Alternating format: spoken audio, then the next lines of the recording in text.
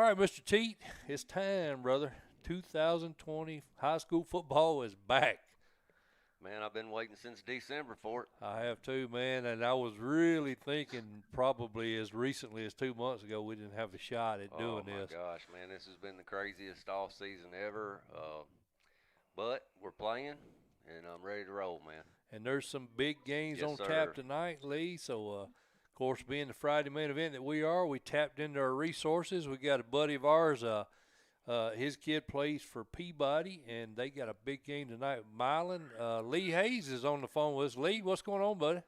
Guys, appreciate it. Appreciate you having me, and it's good to see y'all. And I tell you what, it's great to be talking high school football, also, isn't it? Yes, Yes, sir, it sir. is. Talk about that big game you guys got tonight, Lee. Well, I'm in the press box now, overlooking their new facilities here in Milan, Mm-hmm. Johnny Hale Stadium. They got a beautiful facilities here, and they've really done it up right. Got a turf field.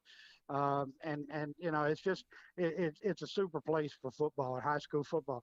And last year when Milan came to Peabody and played, we've got a pretty good stadium, a nice stadium, really Mm-hmm. nice stadium, Mm-hmm. and we probably had about 4,500 people in the place. Right. The with everything going on with the COVID-19 and all of that, the limitations on the capacity of stadiums. They were only allowed to sell 1,500 tickets here tonight. Mm. Otherwise, it would be packed to the rims. There's a lot of standing room here, and it would be shoulder to shoulder and four deep. But it's going to be a good crowd. But the best thing is that we're getting ready to tee it up and kick it off. That's probably about what 1/3 of their capacity, I'd say. Yeah, they are running 1/3. Yeah, That's what I was you thinking. know, and you guys, you talk about when you open up that it's finally here. There's so many athletes and so many kids that didn't get to participate in their spring programs last year, and Mm-hmm. we're blessed right now to be able to start. There's going to be some changes to schedules. We're going to have to be flexible. Yeah. We've already had to move a couple of games and find some new opponents with schedule flexibility. And everything's going to change from week to week. And you mentioned my son. I told him this afternoon when we were leaving the field house there in Trenton. I said, you never know right now which one of these games is going to be our last one. You better take advantage of it Yep. and give it everything you got every time you're able to step out on this field. That's a good. And so, Yeah. yeah, it's great timing, but Mm-hmm. the circumstances just make it difficult. But we're just so thankful to be able to play. Well, talk about that game for a minute, Lee. I know you guys lost a lot off of that state, two-time defending state championship team. I know Milan is tough. Lee and I had them in our top five. They got Anthony Brown, who's transferred over from Liberty, a really talented quarterback. I think he's already got a couple of college offers. What's your thoughts on that? Lee brought up a good point. Did you guys watch some game film on North Panola to get an idea of his coaching style? Well, I'm not at liberty to talk about what these coaches do. Come on now, Lee. You're my I'm insider, not, brother. I'm not at liberty. I'll just say this: it's going to be a heck of a football game. It's two really good football teams. And the history of this, it's an inter-county rival.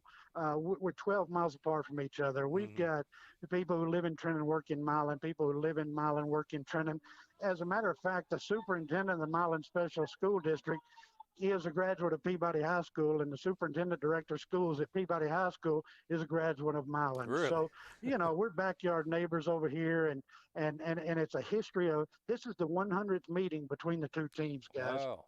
and it's been pretty close. It's gone in cycles. Mm-hmm. One team might dominate for a decade, but the other one come back the next decade. But 51-46 and two Really? ties is the running total on this Milan Peabody rivalry. Huh. We've played 29 games here at Milan Stadium. Of course, it's a new stadium, but it's on the same grounds. Right. Peabody, however, does lead that series 25-24 when they're playing in the city limits of Milan. Huh. You talk about Peabody and what we've been able to do, and we have had a lot of success in a 6-year span going back to 2014. We've been blessed to win 3 state championships. In the 3 years that we didn't win a state championship, we were put out deep into the playoffs Mm-hmm. by the eventual state champions. So, we expect another good year. You talk about the senior class that we lost. That was an outstanding senior class, and we're going to miss them immensely. We've got some good young athletes. They just don't have the experience. We probably lost probably about 90% of our offensive output in Yeah. that senior class. We've got most of our linemen back. I think we're starting 6 returners on offense and 5 on defense. So, it's just going to be good to tee it up. And I'm going to go out on a limb here, guys. These two teams are two teams that could make deep playoff Oh, runs, yeah. and you may be looking at come the first week of December there in Cookville. Yeah. I'm expecting great things from this Milan Bulldog football team. They are loaded. Mm-hmm. Lee, I agree with you on that, man. I'll tell you something else too. You talked about those young kids. You know, the good thing though is Coach Jacobs, man. In the last few years, he's had 30 games under his belt. Absolutely, and we were Those talking about kids, that. you know, those kids that are coming in this year that may have not been starters, they've still seen a ton of ball games and got a ton of experience. You know, just in getting in games. They played an extra season basically over the last 2 years. Yeah. Absolutely. That's 5 weeks of extra practice Yes, each of sir. the last 2 seasons, and that does make a difference. Now, Mm-hmm. I think and everybody's going to have this problem, I think, starting the season.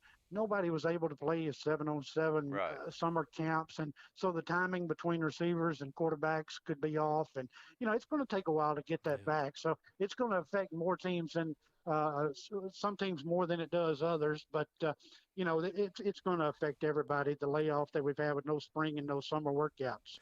Well, Lee, you get over there and enjoy your son's his senior year, right?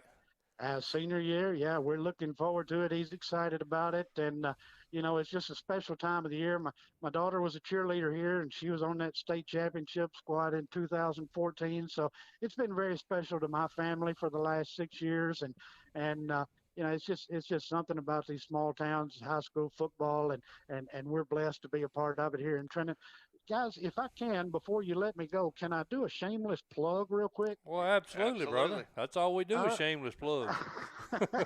Good. I feel right at home then. Hey, if any of your listeners are interested in watching this game live stream tonight, when they finish your show, of course, Right. Peabody Golden Tide Football Facebook page, and we're not going through a website or anything like that. We're just streaming it live to the football Facebook page. So all they got to do is click on the Facebook page, and you should be able to catch the live stream right there. Sounds good. We'll check it out when we get off there, Lee. Appreciate that. Guys, we appreciate it. Appreciate you having me. Hope everybody's season goes well and everybody stays safe, and of course, good health and safety for all the players involved all over the state. Absolutely. All Thanks, right. Lee. Mr. Hayes, tell Coach Jacobs we said hello. I told him at midfield when I was walking across this way, and he said, tell you guys hi, that he would catch up with you sometime first of the week. Sounds All right. like a Thank you, plan. sir. Thanks, buddy. We'll see you, Lee. You guys have a great show. Appreciate it. Thank you. All right, Lee. That's the way I like to kick it off. Yes, sir. A father excited to see his son's senior season, and he had to be thinking the whole time. Oh, yeah, man. It may not happen, so Well, they'll at least get one in. yes, sir. So, Absolutely. Lee, let's go ahead and I hadn't planned on doing this originally. We don't normally do this, but what the heck? This is a whole new season. We don't normally talk about Thursday games a lot, but I think before we get in with the coaches' interviews, we'll go ahead and cover these games tonight. Quick rundown of what's going on. I think Gibbs and Knox Halls, I believe they've already kicked it off, Lee. Probably have. 7 o'clock kickoff, probably Eastern time. Now, I think this game, Knox Halls won it last year, 32-21. But Gibbs was a team we were real high on. What's your thoughts on this one?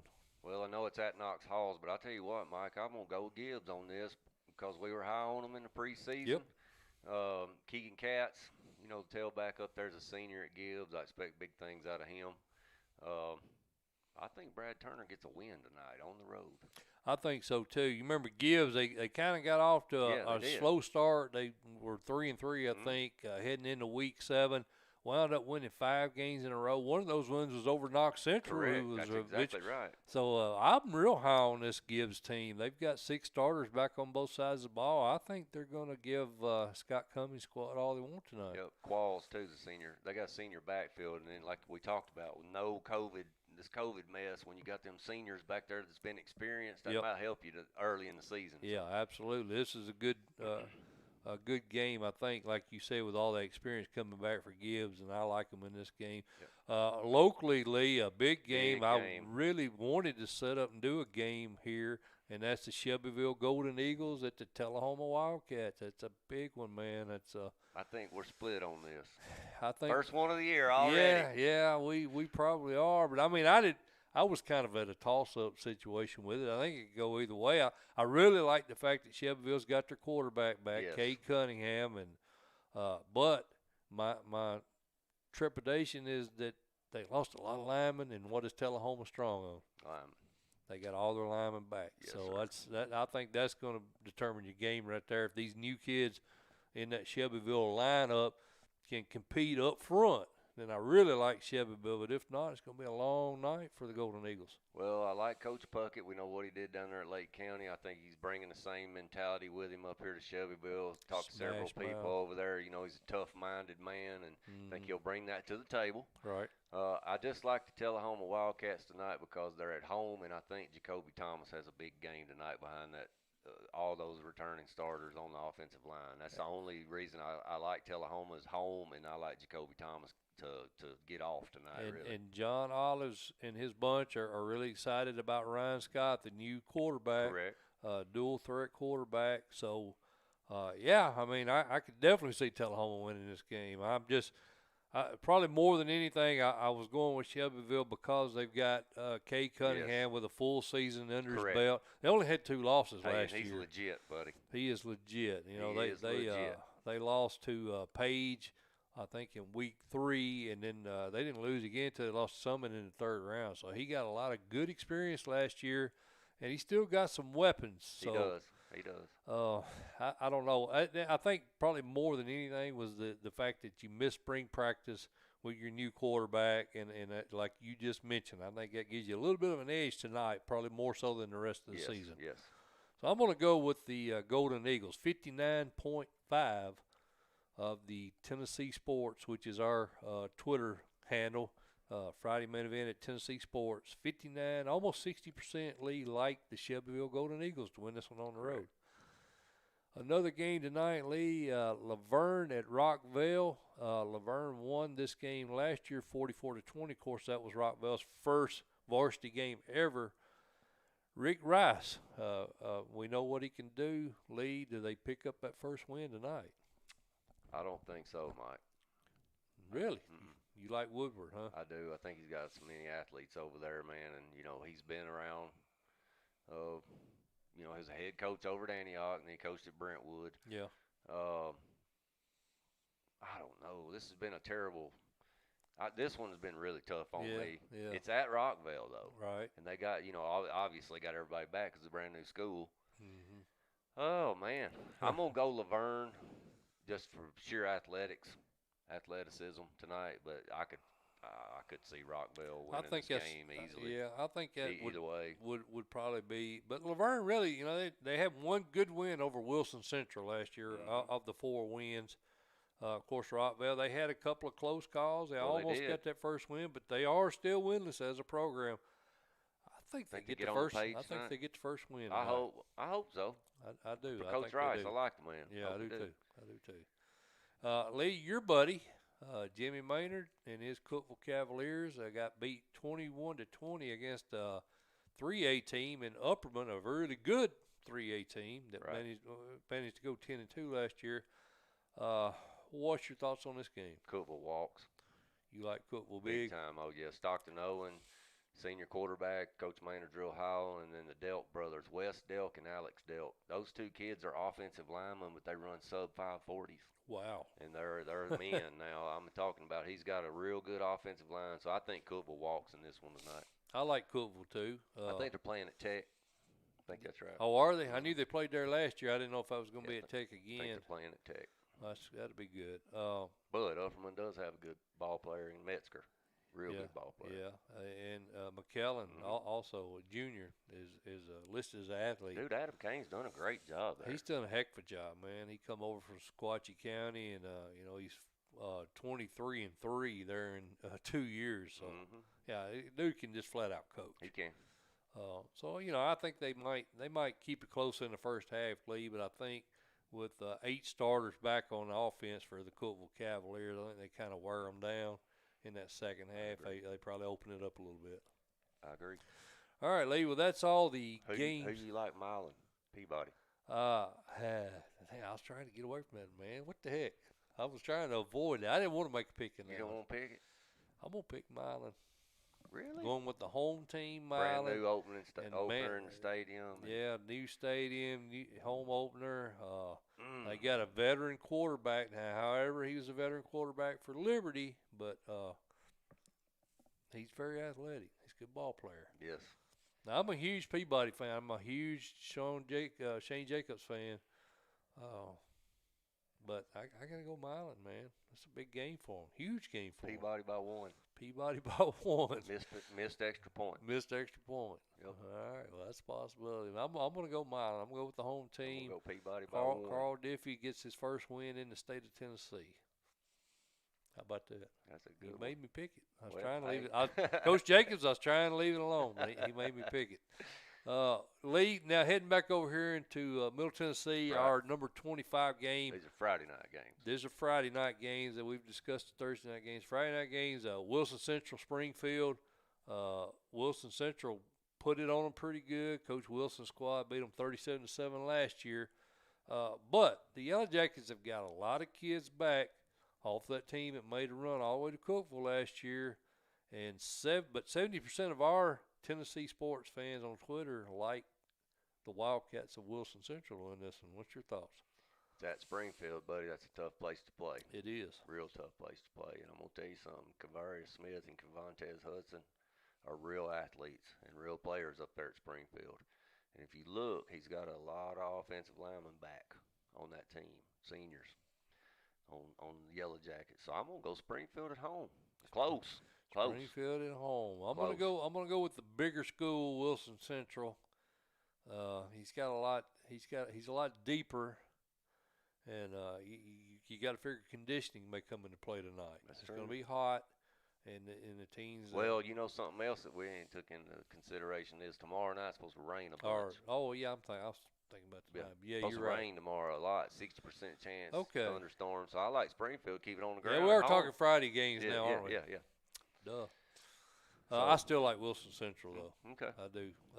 I think it's going to be a much closer game than last year. Oh yeah. But I'm going to go with the 6A over the 4A squad here. Lee, this game here was one of the most contested polls we had. Of 203 voters, 50.2 like the Gallatin Green Wave to go on the road and beat the Blue Devils. I like Lebanon at home tonight. I think tomorrow night. I think DeQuante Shannon. We got to get used to that, man. Yeah. We're normally doing this show That's on right. Fridays, so these games are happening, I think the difference this year is DeQuante Shannon's back for Lebanon. I think they got a little bit of athleticism at the quarterback spot. Hayden Rigsby's a real good athlete. And then the big thing for me is Gallatin, they got the transfer quarterback in, Mason Stanley, a real good ball player. Right. But, man, how do you replace Spencer Briggs? That's going to be tough. I don't know that he's got the tailback to replace him, and they lost several players. Yeah. So I'm going to go Lebanon at home, but it's going to be close, buddy. This game was 28-7 Gallatin, and we attended this game Yes. last year, Lee, if you'll remember. And the game was a little bit closer than the score, I thought. Yeah, it was. Gallatin won 8 in a row before falling to Beach 14-10 in Week 9. I think Lebanon rebounded to beat McGavick in Week 2. Then they fell to MJ in Week 3. Coach Gentry told me they were keeping this Week 2 open so they could use extra time to prepare for MJ. They had to cancel their Week 2 game this Right. year, and he's not rescheduled anybody. So talking about this game though, we're not talking about MJ. Right. This was a real tough one for me, Lee. It's kind of like They our are. fan That's why base. they're 25, top 25, right? 50% is about dead split. You went Lebanon. I tell you what, I'll go Gallatin just so On the we're on the road. opposite side of this one. Another thing too, got to take into consideration is travel. How they can't put all them kids on the bus. I didn't think about that. Yeah, How are they doing that? They're gonna have to take a lot of extra buses because Really? the kids can't sit. Yeah, I didn't even think about that. That's going to get in that budget that's already Yes, sir. very limited. Yes, sir. It's crazy, man. This whole Yeah. thing's crazy. But anyways, Yeah. so you going Gallatin Green Yeah, Wave? I'm I'm going gonna go Blue Green Devils. Wave. I'm going Blue Devils. Bradley Central at Farragut, Lee, and if we talk about any games, Lee, that don't end up happening, I mean, this was a revolving door. You know, I sent you the Super 25 on Sunday, and by Wednesday, probably 4 of the games had already been canceled. Well, I'll tell you something else, Mike, too, that we are not privy to, and you shouldn't be. You shouldn't be privy to because of HIPAA violations, but you don't know half of these kids could be out right now. Yeah. Quarantine or something's going off in the school and they got to sit. So we don't know all that right now. So we're just going off what we have, information we have. Right. Yeah, like Trey Curry, Bradley Central. My understanding is he's not on the team anymore. I mean, that's a huge pop to Coach Floyd's squad. And they was expecting big things out of that kid. Right. They still got Javen Burke, and I've got Javen Burke and Javon Burke. Is that twins? I guess it's twins, isn't it? Both wide receivers. Both wide receivers. Hopefully I don't just have that listed wrong. My apologies, because we're limited. We're in Middle Tennessee, so we're kind of limited on, kids in the Far East, Far West. But anyway, Lee, Farragut won this game 37-30 last year. Bradley won 5 in a row, and 7 of their next 8 games. Farragut lost 3 of their next 4 games after this game. So, what's your thoughts on this game here? I like Farragut at home. They got a really good kicker that may come into play. On a close game, Bethel might be the difference. And then also anybody that's got a tailback named Moose, Moose Lurie. Yeah. Hey, man, you got to pull for that kid, on that team. So I'm going to go Farragut Admirals. You like Farragut? Yes, sir. 61% of the Tennessee sports fans on Twitter like the Admirals. Also, Lee, they are at home. I'm going to go Bradley. Are you? Yeah, I'm going to go Bradley. You got some insider information. No, I don't. I don't, man. You've been known to pull something out on me right there at the last second. Didn't tell me. Now, come on. No, I haven't got anything.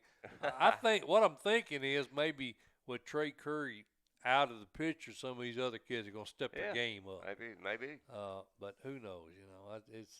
This game right here is really a toss-up. So we split on every one of them so far? I think just about every one of them. Yeah, well. All right. How about that? One of us is going to look pretty smart after tomorrow night. Watertown at Gordonsville, Lee, I kind of think we'll probably land on the same side of this, and 67% of our fan base like the Purple Tigers to win this one. I really like Braden Casino at quarterback, 2,000 yards, 16 TDs last year. Yes, sir. But your buddy Scott Clemens, he's got a good squad this year. He does. He got a lot of kids back. He does, and they were all young last year. A lot of people, they made a third-round playoff run. Of course, got blanked by South Pittsburgh, but that was to be expected. But they were all – man, he had like 3 or 4 freshmen starting last year. Right. Quarterback's back. He was a freshman last year, All-Britain. He's a sophomore this year. Levi Crosland is a junior, really good player. And they're at home. This is a tough rivalry. Yeah. These schools are not Those 19-13 last year. Yeah, these schools are not that far apart. Just right down Highway 70. Are we going to split this one too? No, we're not. I tell you what, I told you I think Watertown or Trousdale is going to represent the Eastern 2A, and I'm not going to go away from that. Yeah. I like Watertown tonight, but I think it'll be another similar type ball game as it was last year. Yeah, I agree, Lee. I like Watertown also. I think it's. I'm gonna go watch Watertown once this year at least because I want to see them 2 DBs, man. They're for real. Yeah. Absolutely. I'm going to Eagleville tomorrow night. Where are you going? George Creek. You'll go somewhere. I gotta go to work probably. Yeah. Lee, the next game on the list is Lincoln County and Giles County. This will be the last one we'll talk about in this segment. We're going to call Marty Wheeler here in a minute. All right. Lincoln County, under new management, Kevin Rose takes over. He was in Alabama, been at Bob Jones the last 11 years as offensive. He was a former offensive coordinator at Hoover, so that may wind up being a good hire for the Falcons. But I'm gonna tell you, David O'Connor's Bobcat squad there in that tough Region 5. Oh yeah. They're good, man, and he's got a lot of starters back, including Che McElroy, who had almost 1,400 yards last year rushing. Yeah, I like the Bobcats of Giles County at home. It's hard to go to Giles County and win a ball game, buddy. 38-14, they won on the road last year. Yep. So I'm gonna go Giles County in this. I think they get it done pretty handily too. Yeah. I'm with you. I like Giles County as well. Lincoln County with 5 starters back on both sides of the ball. They did pick up a transfer from Fayetteville, Trey Allen. That's going to help them out, That's I think. correct. That's absolutely right. But I'm with you, Lee. Giles County. What do they call it? The Speedway? They got a brickyard? Brickyard? I can't remember that. We had Coach O'Connor on with us. I want to say it's a brickyard is their home field. I don't know if that's right or not. It's some kind of catchy name. Yeah.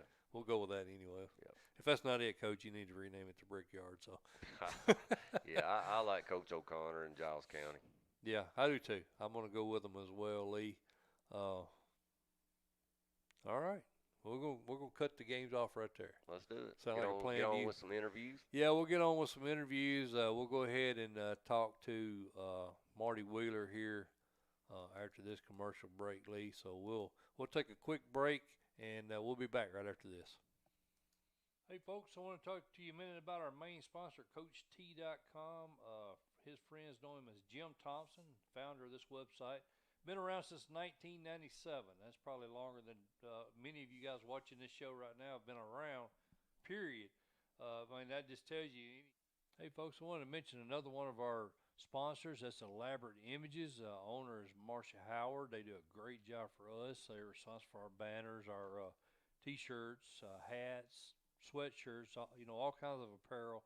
In addition, they do bags, they do drinkware, they do office supplies, trophies. It's laser cutting and etching. They do, all kinds of services, and they do an excellent job. We're very happy with it. I haven't had a single one of these hats that somebody didn't want whenever we visited different teams and different facilities throughout the season. So everybody's really, amazed at the quality of their merchandise. We appreciate Marcia Howard and all those guys do at Elaborate Images for us here at the Friday Main Event. Wanted to give you a little information on them. Again, they are located in Unionville. I do have a link posted on the FridayMainEvent.com directly to the ElaborateImages.com website. So check them out, man. They've got some great merchandise. They do quality work at good, reasonable prices. So appreciate everything Elaborate Images has done for us here on the Friday Main Event.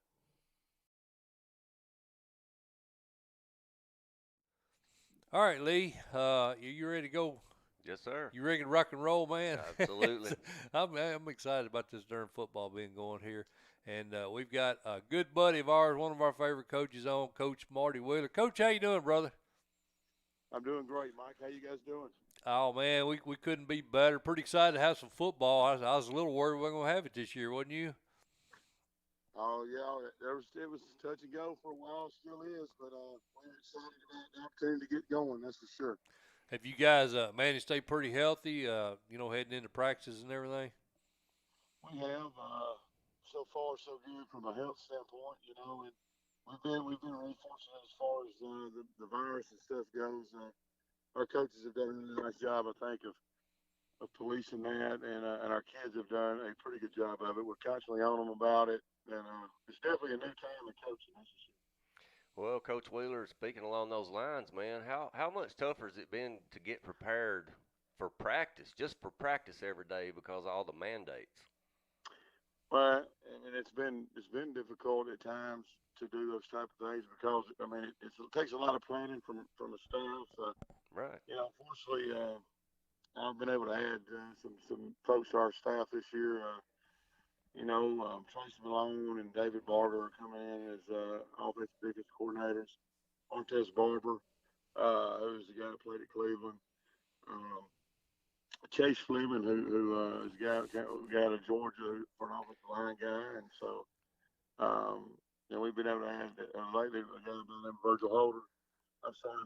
Virgil Henderson, who's a outside linebacker. So we got a full staff now, which wasn't the case, last year, and And without that, I've thought about it several times. Talked about it. I would have hated to try to tackle this with shorthanded like we were a year ago. So thankfully, we've been able to put a staff together, and that's helped out a lot for our kids and for me as well. Well, I was going to ask you about that. All those new coaches you got coming in, man. Have they fit into your scheme pretty well? You're going to be. I know you lost Renshaw to Siegel, right? So, Uh-huh. what kind of scheme you going to be running with? I know Malone and I know Barger. I know both those guys real well. What's the plans for tomorrow night? Well, the plans are to win. No, man. What kind of system are you going to run? You changing things Uh, up, or what are you guys going to do this year?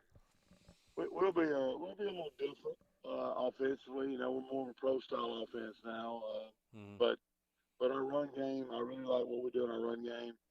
Our passing game won't be a whole lot different than it was from a year ago as far as concepts and things like that. But Coach Malone does a really good job of he brings energy to our offense and excitement along with he holds our kids accountable big time offensively, and I love that. Of course, both those guys are good head coaches, and it always helps when you got guys on your staff that have been where you've been before, and you can lean on them. And both he and Coach Barger have been really big for that, and big for me as we get ready to start the season. Well, Coach, tomorrow night you got the defending 5A champs. Um, how hard was it to prepare for them since they've made coaching changes? Or do you think it's I going to think be similar?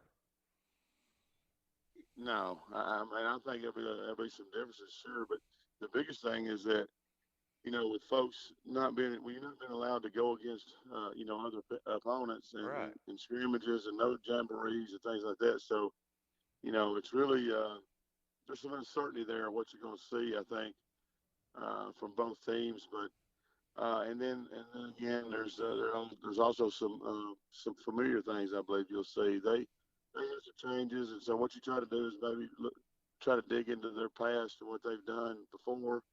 I'm sure they're doing that against us, and so to try to give them an idea. But there's just so many questions you got going into tomorrow night. Special teams has been really difficult to get a real good live look. Right. Um, and I just think that going against yourself, you can see progress, but we won't know just how much progress we made until we get up there tomorrow night. Well, man, we still got this Corona stuff kind of hanging over our heads. I've heard of teams they're going to be allowing anywhere from a third to up to a half capacity for the first games. How are you guys handling that? Are you going to have concessions? What's the numbers for as how many you're going to allow? What are you guys doing tomorrow night as far as all that stuff goes? Well, I mean, first off, it looked like we were allowing a third into the stadium last year. If you want to be honest, no more. So that'd be No an more upgrade, huh? yeah. So, no more, and no more than we did. And like I say all the time, people want to just feel like they get their money's worth, and I don't know that we gave their money's worth all the time last year. And so, no, John just we're doing a third, and I'm telling you, it's been it's unfortunate that it's been this way for a lot of people, not just us. But the Bradley game this year we host, and that's a game that normally has between 8,000 and 10,000 people at it. And we're only going to be able to have 2,500 there. So as of right now, so that's financially that's almost devastating in a way. But to be honest, I really haven't paid attention to from a financial standpoint just because I'm really excited for the kids to get back on the field. Right. And I think through this whole process, I believe that it's really it should have, if people didn't already realize it, should have woke them up about how important sports are for our youth and our teenagers. And man, our kids are so happy. Like I guarantee you, the kids all over the state of Tennessee were when they found out that we were going to get to play football. But it makes you also feel for the spring sports folks that you really get an idea, at least an idea of what they went through when our season became in jeopardy. Last year when they got canceled, I had other things. I was worried. I was mad because we wasn't lifting weights. And so But it really helps put it in perspective for me, and I think probably most people. Man, we just want to play. We just want to play. Yeah. And kids need football, and they need other sports, and we need to get back to doing that as close to normal as possible. And hopefully that we're going to be able to do that.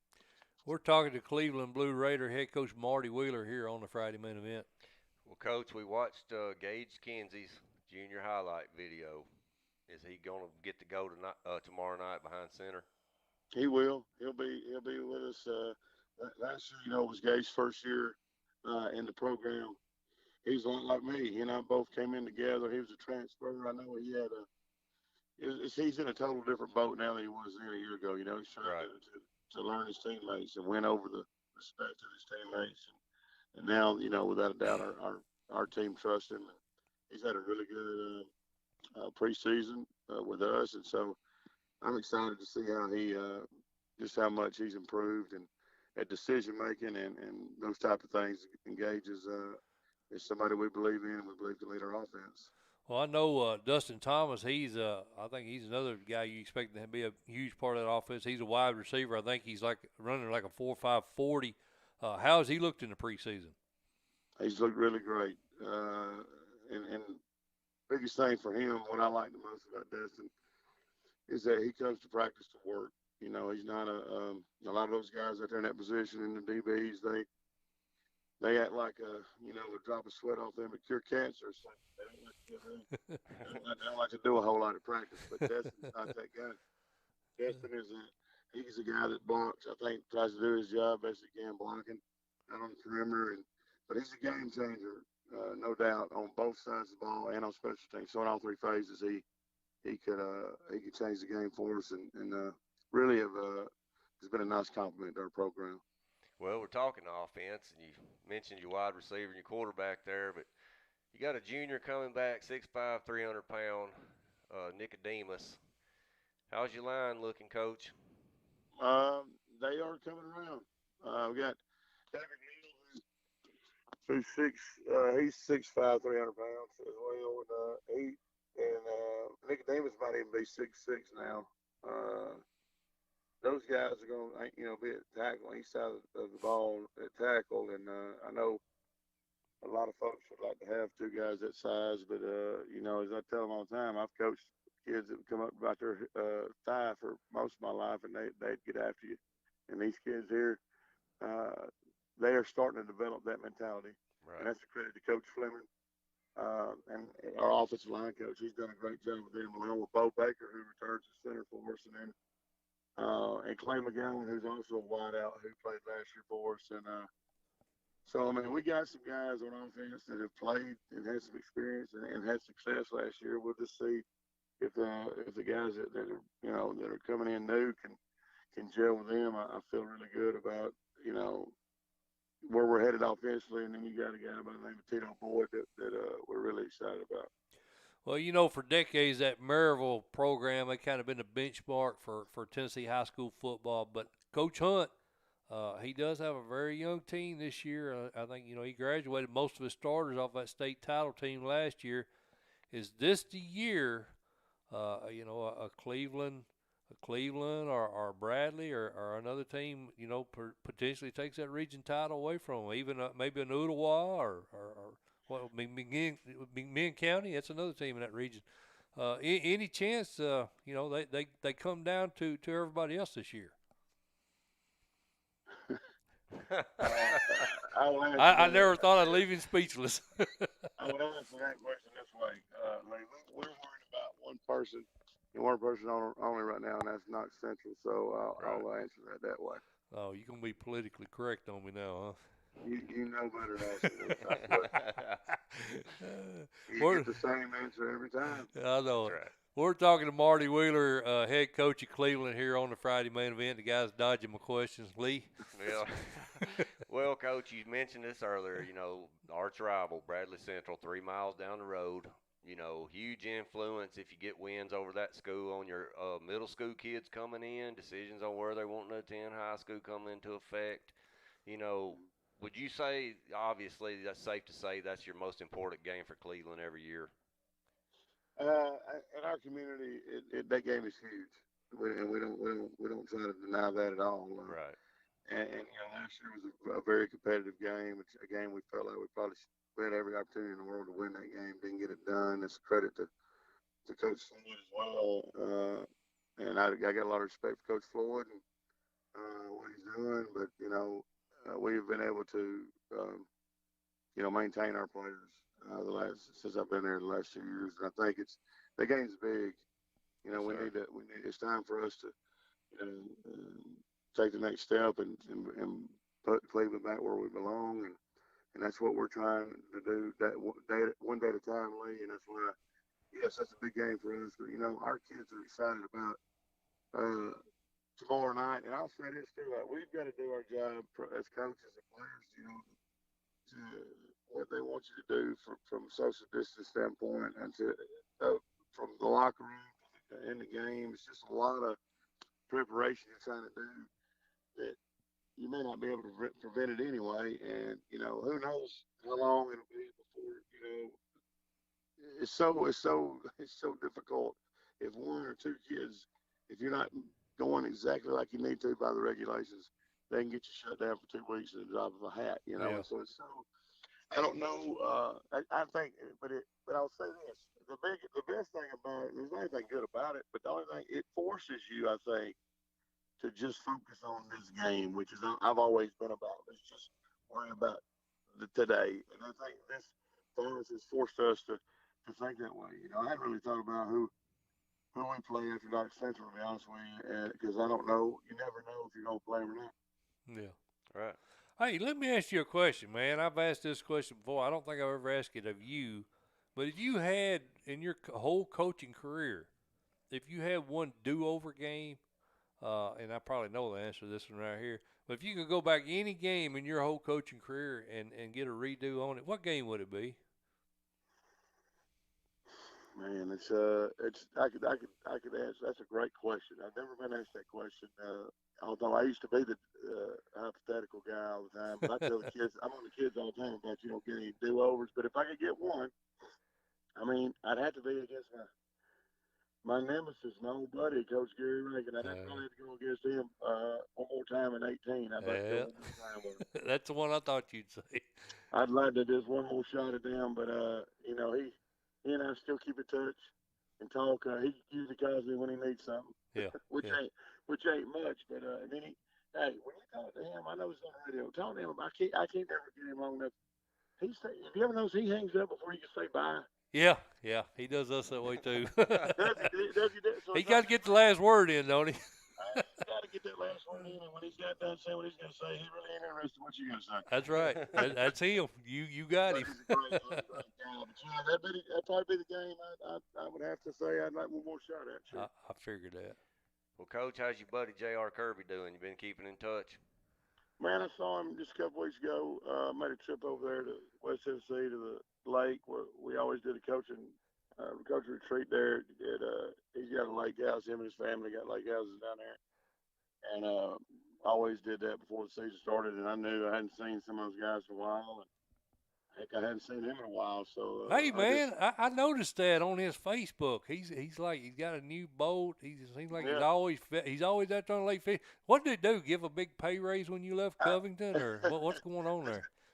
I guarantee you they did. They did what they could to get rid of me. I tell you, they got new stuff being built. They got it all going on. If I'd have known he was going to do that for the kids, I'd have left 5 years before that. There you go. Well, he's doing good. He's doing good. Brother, we appreciate you jumping on with us, man. Good luck tomorrow night. We always rooting for you, man, and hopefully you guys can get off to a good start and have a good, successful year this year. I appreciate it, Mike. Make no mistake about it. We headed in the right direction. I believe that 100%. I want to say, are you going to make an appearance at a Cleveland game this year, or are y'all going to lie to me like you did last year? Well, y'all got Shelbyville at home this year, don't you? We got Shelbyville at home. I might try to come down there for that, buddy. Come on, I'll have you. We'll treat you first class and everything. I'll make sure that they take care of you and Lebo. All right, that sounds like a plan. We'll go ahead and plan that. Hey, Coach, by the way, too, man, make sure me and Mike wanted to wish your daughter a happy 16th birthday. Yeah. You talking about adversity and dealing with, Mike, you guys know, we got daughters. Hey, man, it's starting to get different now. I mean, yeah. I ain't got many years left of coaching. Her and then this young one I got, the young one's going to drive me out. Yeah. Yes, I can see that. Yes, sir. Well, brother, you have a good one tomorrow night, man. We'll be in touch with you soon. I appreciate it. Thank you, guys. Thank you, buddy. See you, man. Bye-bye. Marty Wheeler, love that guy, He's man. Excited. He's a card, man. I think he's got his staff together. Yeah, he's got a good staff, man. I think he's got pieces to the puzzle where he needs them now. He kind of jumped on my thunder there. I was going to talk about all the hires he's made, but he's made a lot of great hires in the off season, and I mean he's right. He's got all the pieces in place now. I don't know that they get Maryville this year. I mean that's a huge leap from not in the playoffs to winning the region title, but I'm going to tell you right now, Lee, they're going to get some teams this year. They're going to be a lot. Well, like you said, last year was his first year, but he didn't really have his staff in place like he needed for a 6A squad, especially in that region. Right. You're going to have to try to compete against Maryville. You got to have good assistant coaches. No doubt. I mean, you got to have them. And I think he's put together a good squad of coaches, and I think they're going to come up, man. Yeah, I agree. I'm tickled to death for them. Me too, buddy. Lee, let's hit a commercial real quick, and we'll get our next coach on, Coach Matt Lowe. Hey, folks, I want to mention another one of our sponsors. That's Elaborate Images. Owner is Marcia Howard. They do a great job for us. They're responsible for our banners, our T-shirts, hats, sweatshirts, all kinds of apparel. In addition, they do bags, they do drinkware, they do office supplies, trophies. It's laser cutting and edging.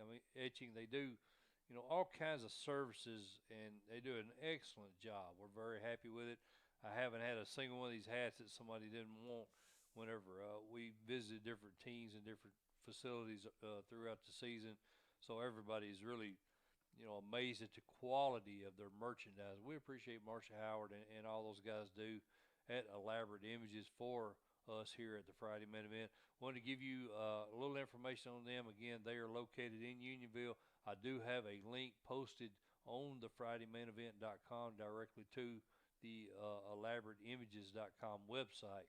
So check them out, man. They've got some great merchandise. They do quality work at good, reasonable prices. So appreciate everything Elaborate Images has done for us here on the Friday Main Event.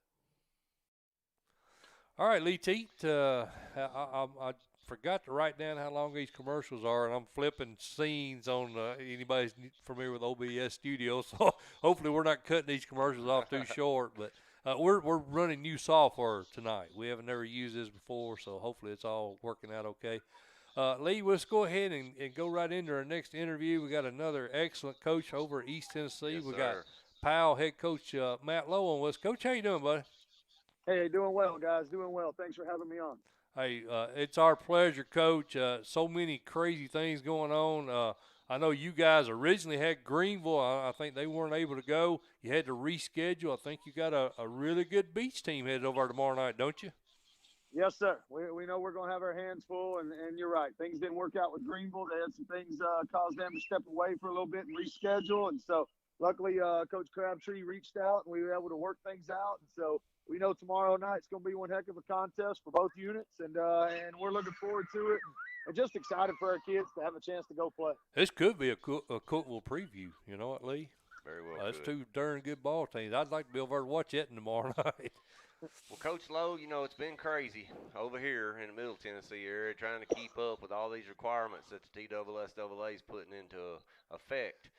How much has this impacted your day-to-day preparation, just going about daily routine? I don't know that anybody has a daily routine anymore, bro. Yeah, I mean, it's crazy. The one consistent is that everything is going to be inconsistent. There you go. Everything changes with a phone call, an email, a text message. And it is what it is. Everybody's trying to do their very best to make the best out of a situation that all of us are a little confused by, that we don't have all the information to. So, you're doing your best every single day at so many different levels of trying to keep kids safe, of trying to keep the people around them safe, but trying to also, give kids opportunities for as much normal as you could possibly give them. Right. Well, Coach, we mentioned Beach a minute ago. I think typically Coach Crabtree, his team, their strengths is pounding the ball up the middle. They very seldom ever put the ball in the air. I think, if I remember right, that's probably what hit you really hard in graduation was, up front, your front seven. They're going to get a real big test early tomorrow. Who are some of the kids you expect to kind of lead the way up front on that defense? Well, I agree with you 100%. I mean, Coach Crabtree and the success he's had over the last 15, 16 years, I mean, it's well documented. His teams are always going to be physical, downhill kids. They're not going to make many mistakes. And so, you're looking to do everything you can to match physical for physical every single snap. But, we feel good about our kids. I know our kids are so excited with no scrimmages, with no jamborees. They're just so excited to get out on the field and compete that they're chomping at the bit. We'll see how they feel after a quarter of it. But right now, they're really excited. But, I think it all starts there in the middle with Cannon Lusby, who's their returning inside linebacker, Jordan Brown, who's another one of those linebackers, Daniel Stanford. We really feel good about some of our linebacker core that we've been able to put together. And those kids have played a lot of football already. Most of them have been starting multiple years. So those guys are certainly going to be leaned on early on to kind of, handle things. There's going to be adversity that's going to come early in that game. There's going to be mistakes made on both sides. It is what it is, and you're going to rely on a lot of your veteran guys there to really get you through those early couple of quarters when maybe something doesn't go your way. Right. Well, Coach, you know what? Speaking of, you talked a little bit about defense. Let's talk a little bit about offense. You got a new sophomore quarterback, Jordan Potts. We've been hearing great things about, and a couple of very talented sophomore receivers in Redmond and Faust.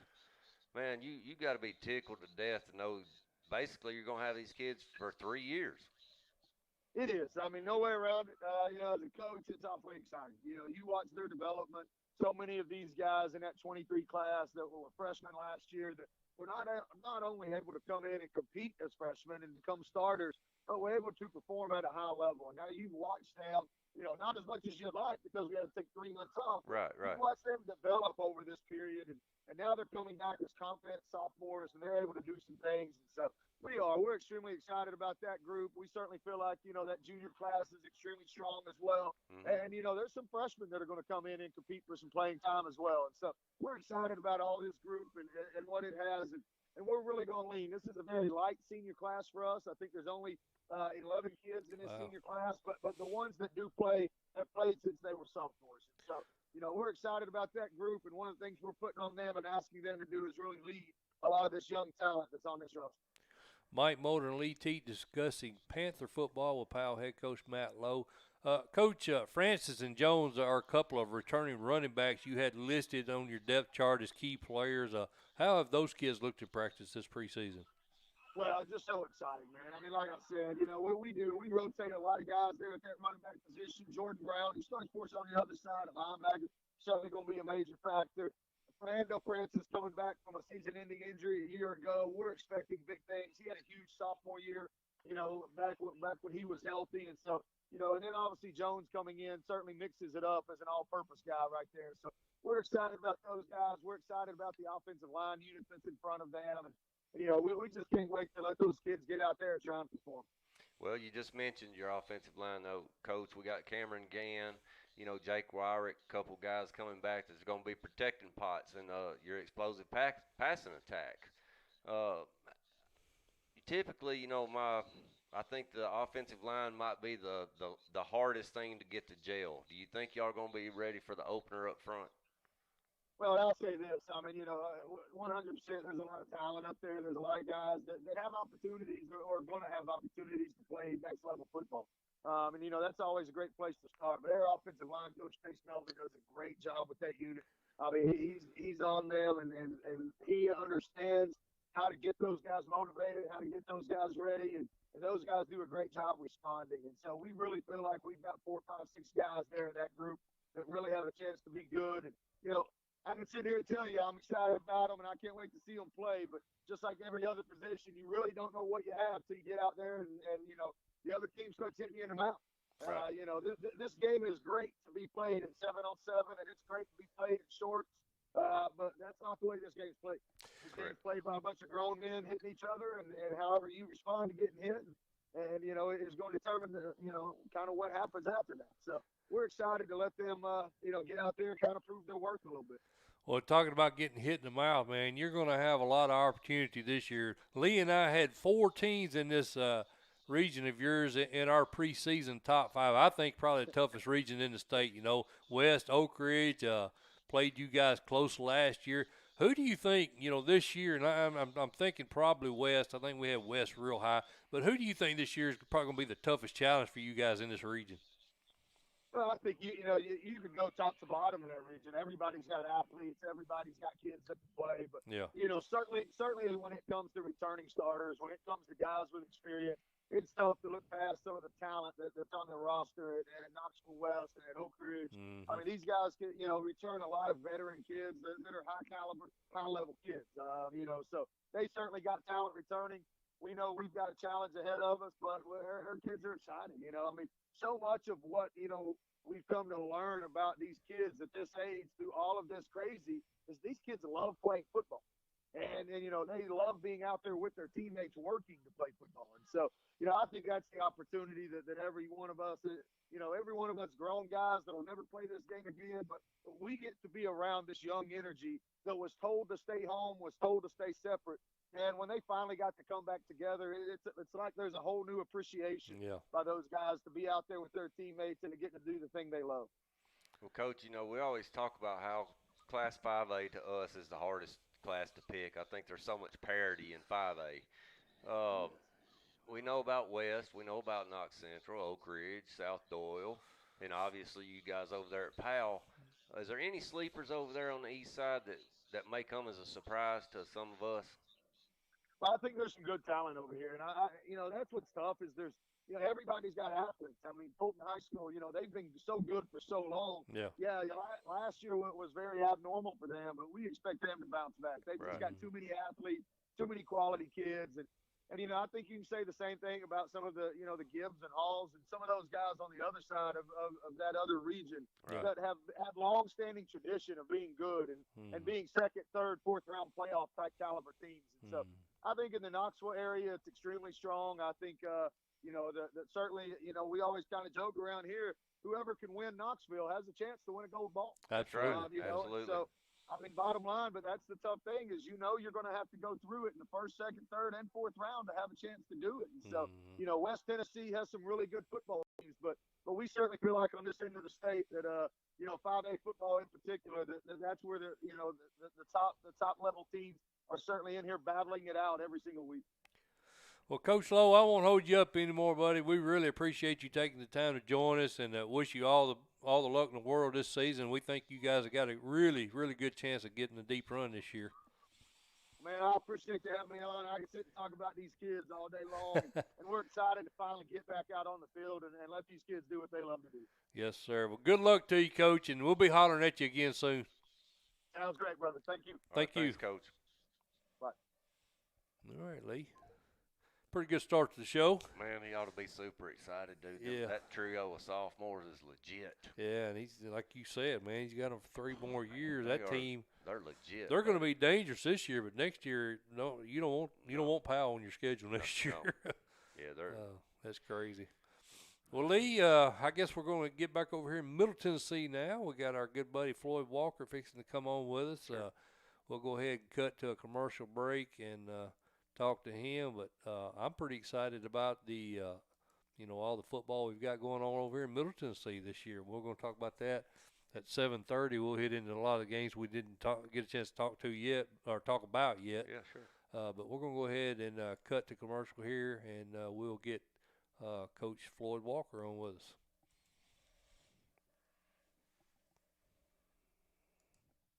Hey, folks, I want to mention another one of our sponsors. That's Elaborate Images. Owner is Marcia Howard. They do a great job for us. They're responsible for our banners, our T-shirts, hats, sweatshirts, all kinds of apparel. In addition, they do bags, they do drinkware, they do office supplies, trophies. It's laser cutting and etching. They do, all kinds of services, and they do an excellent job. We're very happy with it. I haven't had a single one of these hats that somebody didn't want whenever we visited different teams and different facilities throughout the season. So everybody's really, amazed at the quality of their merchandise. We appreciate Marcia Howard and all those guys do at Elaborate Images for us here at the Friday Main Event.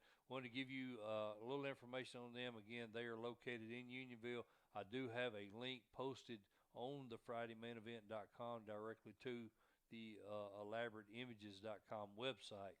So check them out, man. They've got some great merchandise. They do quality work at good, reasonable prices. So appreciate everything Elaborate Images has done for us here on the Friday Main Event. Go. Hey, Lee, I hear a siren in the background. Hey, man. That must be the end of the quarter there. We got Coach Walker on with us. Coach, how you doing, brother? Oh man, I'm good. I'm just excited to be able to watch some football tonight. Speaking of football, middle school is playing over tonight. Who they got and what's the score? Well, of course, it's a big time in Eagle because our middle school is playing for us. So anytime these two programs get together, it's always a good atmosphere. Absolutely. Right. And you guys are winning. What is it, halftime now? Yes, sir. Just went to halftime, and Eagles up 8-0. That's a good deal right there. And it's been a pretty good physical game, too, surprisingly enough, for two middle school squads. It's been impressive. Well, Coach, quick question for you right here. I'm asking this about all the coaches tonight, but, how tough has it been trying to follow all this protocol before practice? Oh, hey, you have no idea just how tough it is. I mean, it's something to where we almost have to practice the different types of procedures and protocols that we have to implement as far as the screening in the kids, taking the temperature of the kids, and getting kids dressed and in and out of a locker room, and under 7 music. I'm sorry about the music. No, that's okay. That's all right. We like it, man. I miss that. But it's been challenging, man, to say the least. Yeah. Well, Coach, like I was telling you in the commercial break there, I'm planning to come over for that hunting game tomorrow night. What number do you guys expect, or how much in attendance are you planning to have? We should have somewhere paid attendance around 500. 500. Of course, since it's a home game, we've got several people that have passes, and we'll allow those people to come in, and they'll be able to bring in lawn chairs and sit in around the track and everything. So, paid attendance should be around 500, but I expect a little bit more than that. Okay. Well, Coach, we got a ton of respect for for what Coach Robertson's been able to do down there. Yes, sir. Yes, sir. With no scrimmages and no film, how hard has it been to prepare for him this season, or are you just more worried about what Eagle's going to do? And that's really what it's been. We've been more concerned about what we're going to do. I mean, we had the film from last year, so you'll look at that and kind of base it off of that, but you don't know if they've got some type of new offensive scheme or some type of new defensive scheme.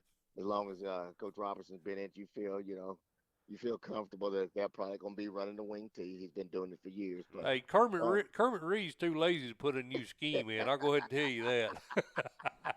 I think that's a good game. That's a good one to open up with there. So you kind of anticipate the wing tee coming at you. But I'm sure they've got, a couple of new wrinkles on it. And everybody, every year, every team is different. Yeah. There's new kids playing in different positions. Everybody will say that people are going to be pretty good, but you don't really know what you got until you start playing and getting into the season. Right. Well, they lost a talented tailback last year over there. They did. In Cameron Reed, but Coach Robertson's telling us there ain't going to be any drop-off of Kobe Stewart. No. So, there's probably not going to be. So I'm assuming that'll be your focus on defense tomorrow night?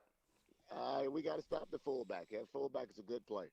Yes, sir. He's a good, big, physical runner, and they'll line him up at quarterback some too. So you're gonna have to bring your A game defensively. Right. It should be a good physical night for both teams. Well, Coach, I know you went with the young sophomore Marcus Collins behind center last year. I know he matured. He got a lot better as the season progressed.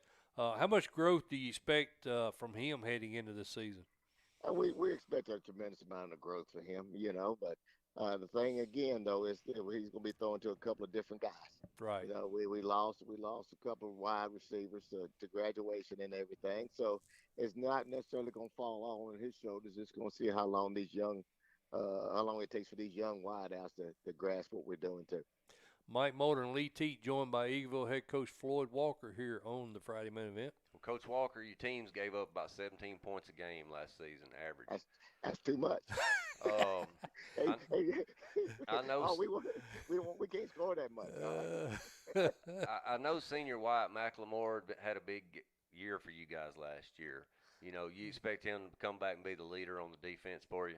I expect him to be our team leader, regardless of what side of the ball is. Okay. Wyatt's a tremendous competitor. Yes, You know, sir.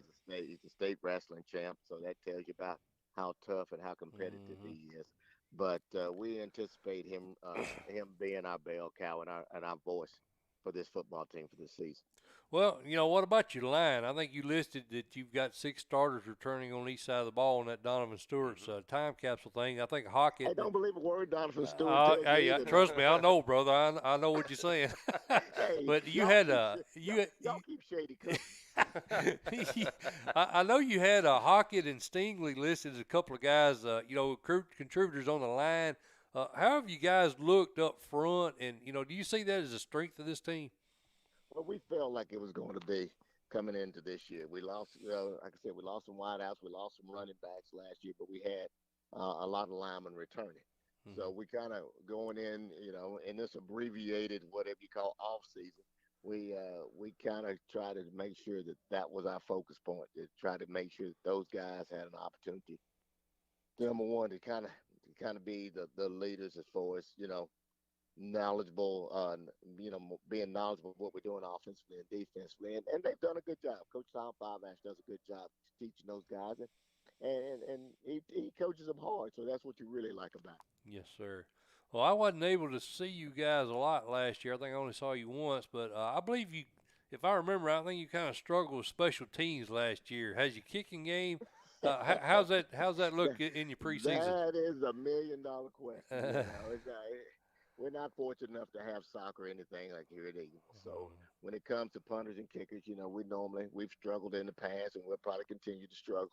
Right. But we've got a couple of guys that we're going to kick and give an opportunity to. Of course, Marcus Collins, he kicked for us the opening ball game last year against Huntland, and he went 2 for 3 on extra points. Right. So we've got Marcus back, and we'll try another young man. So we'll hopefully we'll be a little bit better. As far Hey, as that's special. That's important, brother. That's the third part of that. That's the third side of that triangle. You got to be strong on special teams. Oh yeah, it'd be hard to live. Be hard to live with yourself if you lose a game by 1 point. That's right. That's exactly right. Well, Coach, last year Forrest got you twice. Right. I know they lost a lot of kids to graduation, including the Mr. Football semifinalist Nick McClendon. Do you think they're the team to beat in Region 5 again this year? I do. I think they've got a lot of belief in their program. They've got a lot of belief in their coaching staff. They've had a tremendous amount of success the last couple of years. So I think going into it, I think between them and Lewis County, you've got to suspect that they're probably going to be challenging for 1 and 2 in the district. We're joined by Eagleville head coach Floyd Walker here on the Friday Night Event. Coach, you began the season last year with wins over obviously this Huntland team and then a very young Cornersville team. But I know Coach Randolph. He had a really young team last year, and they looked a lot better toward the end of the season. Yes. That's going to be a real good road test for you guys this season, isn't it? Oh, it is, and it's a great atmosphere up there. It they is. Do a tremendous job. Their community does a great job supporting them. I mean, it's almost like you at a Garth Brooks concert. Hey, that was one of the biggest crowds we saw when they were at Cookville a couple of years, wasn't it, Lee? I mean, they yes, love sir. the football over there. Absolutely. I don't know. I'm assuming they've got a plan to get all their fans in there. So we'll prepare. We'll prepare for like it's going to be a packed house over there. But we're going to try to worry about that next week, and hopefully we can be successful tomorrow night. Right. Well, Coach, there's tons of solid teams in Class 2A again this year. There are. Yes. But we know like teams like Riverside and Peabody, man, they graduated several kids off those teams. That was your 2 semifinalists coming out of the West last year. Right. Well, you got a tough competition in your region with Lewis County, Forest, Summertown. Coach, I think if you can get out of this region, man, you're going to be battle tested. If you get into the playoffs, you think you can make some noise? I mean, if you can get out of the region, you'll have an opportunity because, I mean, like you said, you'll be battle tested against some very, very good football teams and very good football coaches. So, you just want to have the opportunity to do it. And Right. if you're fortunate enough to do that, then you'll feel like your team can compete with anybody when they go west. Gotcha. Well, you know, we talked about this a little bit earlier in the show. I know you guys start out with a couple of tough road games, Coach, but you got Cornersville and Forest, I think, first 2 weeks. But then you get 4 straight home games. And I think, with this COVID stuff, you never know week to week, when your season may potentially end. But I think from a financial standpoint, it's going to be really important that you guys get them 4 home games in before anything happens, isn't it? It really is. I've been a lot of coaches around the state were concerned about finances this year, and especially with having limited capacity because football's an expensive sport. Right. When you start talking about dressing and feeding and traveling a football team, you're talking about thousands and thousands of dollars if you're trying to do it right. So hopefully we'll be able to get them all in. Coach, I got a question for you. Go off script a little bit here. Okay. How do you handle this with the busing situation? How are schools? Something I have not asked a coach yet, and I've been wondering about that. Like, if you travel to a away game, do you still have to social distance on the bus, or is that no? Well, from what I've been told, because we've already asked and we met on it and everything, we're going to travel basically.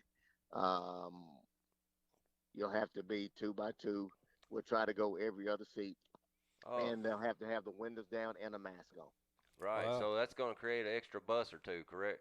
Oh, no doubt about it. No doubt about it. Yeah. So there you go. You're going to get into expensive travel. Yeah, exactly. That's what I was after. I hadn't heard I hadn't talked to any other coaches about it, but it's been on my mind. I'm glad you clarified that for me. Thank you. Hey, let me ask you a question off script. When I asked this to Marty Wheeler earlier, and it's like I say, this is way off script. But if I had a magic wand, man, I had the ability to give you a redo on any game in your coaching career, let you play that game over, what game would that be? Well, you talking about high school? You talking about college? You as a coach, or any other game, far as that goes. What's that? Any game that you coached was what I had in mind. But if you'd rather, if you got a game that you've played in. Well, no, that wasn't a game I played. It was a game I coached when I was at Middle Tennessee State. Oh, okay. Which one? Well, we were playing Florida Atlantic, and the game's over with, and we're up, and we're back in prevent, and some corner didn't stay in prevent. He thought he was in quarters. He jumped a route. They threw it over his head and ran into the end zone and ran onto the locker room and stole the game from him. Oh, yeah. That's the worst feeling in the world when you get beat by a Hail Mary like that. You'd like to have that in back then. Oh, no question about it. Hey, you're just sick. That's what it is. Yeah. Well, Coach, you talk to your AD over there, man. I'll have my press pass. Make sure I'm going to be good to go. I want to come over and see you tomorrow night. Well, hey, if he won't let you in, you let me know. I might just come out there and hang out with y'all. Hey, that'll work too. That sounds like a plan, man. I'll give you a phone call. I'll give you a phone call. We can watch on this NFHS stuff. Hey, yeah, absolutely. Yeah, we can do that. But I'll give you a call tomorrow night, man. Make sure everything's cool. Yes, sir. I'll check with him too, and I'll shoot you a text to make sure it is too. Appreciate you, Coach, man. Good luck to you tomorrow night, man. Thank y'all. Y'all be safe. All right. See you, Coach. Bye-bye. All right. Floyd Walker. He wanted me to play for him, Lee. I told you that, didn't I? Yeah, he needs Did he need a lineman, Mike? I'd say so. It's like I said, I think he's trying to say I was fat. He's like, why don't you go put a suit on, son? I'm like, I know what you up to, Coach. I probably was bigger than most of his linemen, so. Oh, Lordy. Probably a lot slower, though. That'd be the problem. All right, Lee. Let's take a real quick break here, and we will get our last coach on, and that's your good buddy and my good buddy, Eric Swenson. Yes, sir. And we'll talk a little bit of Huntington football with him right after this. Hey, folks, I wanted to mention another one of our sponsors. That's Elaborate Images. Owner is Marcia Howard. They do a great job for us. They're responsible for our banners, our T-shirts, hats, sweatshirts, all kinds of apparel. In addition, they do bags, they do drinkware, they do office supplies, trophies. It's laser cutting and etching. They do, all kinds of services, and they do an excellent job. We're very happy with it. I haven't had a single one of these hats that somebody didn't want. whenever we visited different teams and different facilities throughout the season. So everybody's really, amazed at the quality of their merchandise. We appreciate Marcia Howard and all those guys do at Elaborate Images for us here at the Friday Main Event. Wanted to give you a little information on them. Again, they are located in Unionville. I do have a link posted on the FridayMainEvent.com directly to the ElaborateImages.com website. So check them out, man. They've got some great merchandise. They do quality work at good, reasonable prices. So appreciate everything Elaborate Images has done for us here on the Friday Main Event. All right, we are back here on the Friday Main Event. We've spoken to some great coaches so far, Lee. We've had Matt Lowe on. We've had Coach Wheeler on. Coach Walker. I guess it's time we kind of tone it down a little bit and get it a little bit lower expectation there. We'll go to Eric Swenson. Right. Oh Lord. I'm just giving you a hard time, brother. Eric Swenson, Huntington, on with us. Coach, how you doing, brother? I'm doing good. I gotta mess with you. Of course. So how's things going over at Huntington, man? Practice is going as expected. Yeah, we got started. We didn't get to start practice till last week for this first football game. So we actually went 2 days last week, the week before the game. Mm-hmm. And so, it's a tall order for us. Got a week and a half to get ready for a really good McKenzie team. So. Never had to do that before, but we'll see what it looks like. Well, I was over there back in March. I texted you. I got a chance to see you field. Of course, I saw it behind the locked gates because you had me locked out over there. But it looked like you got a pretty sweet setup over there. Yeah, it's the field's really nice. I mean, it's held up well, and we're proud of it.